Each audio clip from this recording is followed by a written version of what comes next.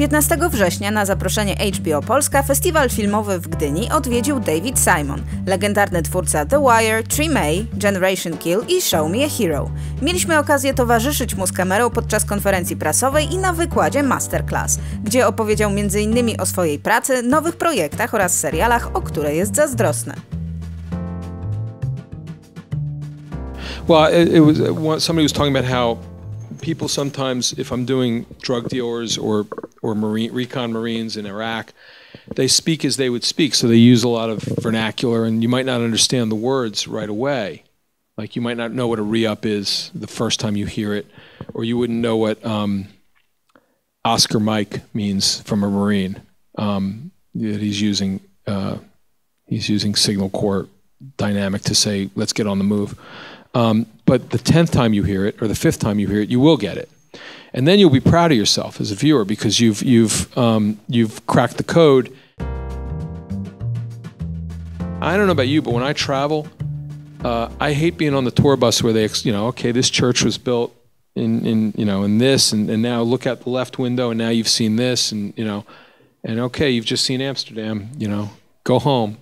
I would much rather go somewhere for a month, rent a house, not speak the language, wander into a bar, meet the bartender,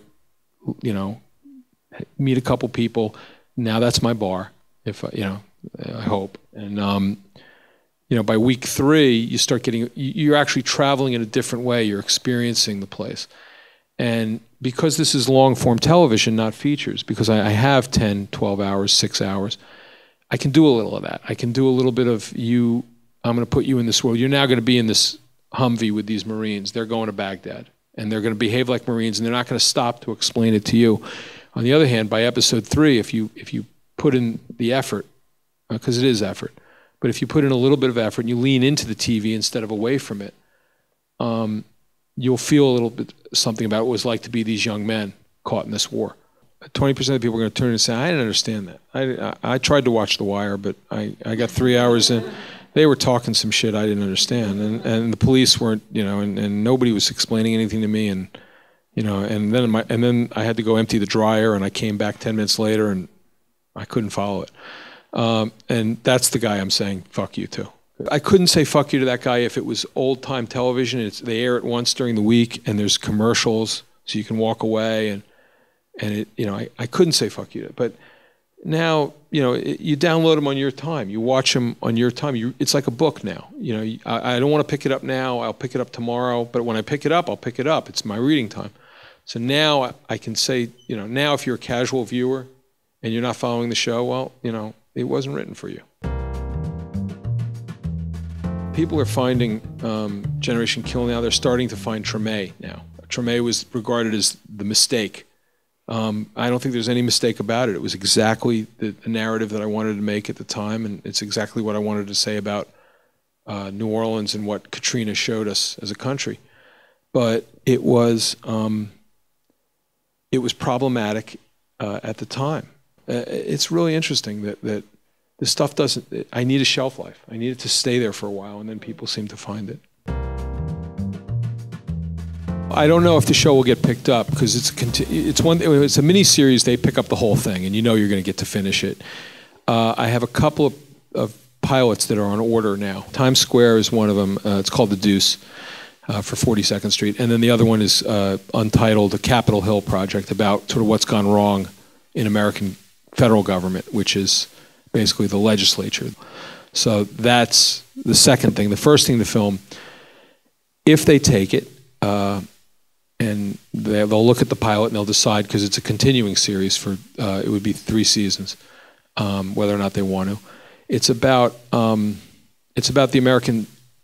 It's about pornography, really. It's about the American sex industry and this moment where pornography went from sort of brown paper bag, it's illegal, it's under the counter, to being, everywhere, really everywhere. And it was this moment in 1971 where the court rulings allowed community standards to be applied. And of course, in a place like New York, community standards were incredibly lax, which, or the First Amendment was incredibly strong, however you want to view it. But there was this sudden moment of we can sell and do anything. And the middle of Manhattan, around 42nd Street, Times Square, became this incredible demi-monde. And all these people who got caught up in prostitution or pornography or all the ancillary stuff around that, they became kind of like pioneers in a new industry where there were the rules were being written almost instantaneously, such as there were rules. And there was an incredible casualty rate, as you might imagine, in a new industry. So for me, it's an allegory about market capitalism. New York, like the middle of New York from 72 to 86 was astonishing. It was Sodom, it was Gomorrah, and it was like, it was just jaw-dropping, the stuff that you would see. James Franco was going to be in it, and I think, I don't know if her deal was closed yet. I probably shouldn't talk about it. We're very conscious of writing it. We're going to have some, make sure that we definitely need women in the room to write it. It's not going to be the boys' story of pornography. And Michelle MacLaren, the director of so much great Breaking Bad and Game of Thrones, she's directing the pilot. So hopefully we'll land it. But you want to land it on a fence, because if you fall on either side, if you're sneering at people over sex, then it's kind of gratuitous. And if you're indulging in the pornographic, it's like there can't not be nudity, but the nudity, like if your audience is a bunch of middle-aged guys taking off their clothes and waiting for the show to come on the air, you've done something wrong. So if you're Marty Scorsese, you can't possibly do a pilot for HBO for less than $25 million. Good news, they have $25 million that you can spend. But he's going to, he's also going to command higher ratings. For me, my economy of scale is such that I'm fighting for every last dollar to get it on the screen, and they're never going to give me $25 million to make anything. I'm working on a pilot now. I had to roll on the floor and have a tantrum to get from 8.9 to 9.4. For shooting a period piece in New York City. So for me, the problem is I must have a director who understands poverty, and that we don't have that, and no, we don't have that, and no, we cannot build Times Square circa 1971 up on Amsterdam Avenue. We can build a little corner of it, and then we can use some CGI in the background, but that's all we can do. To me, that's a beautiful challenge of, like, you give me a nickel and a dime, tell me that's all I can have, okay, what can I make for a nickel and a dime? I will tell you a series I'm very jealous of, and it's not on TV now, but you can find it, and it's great.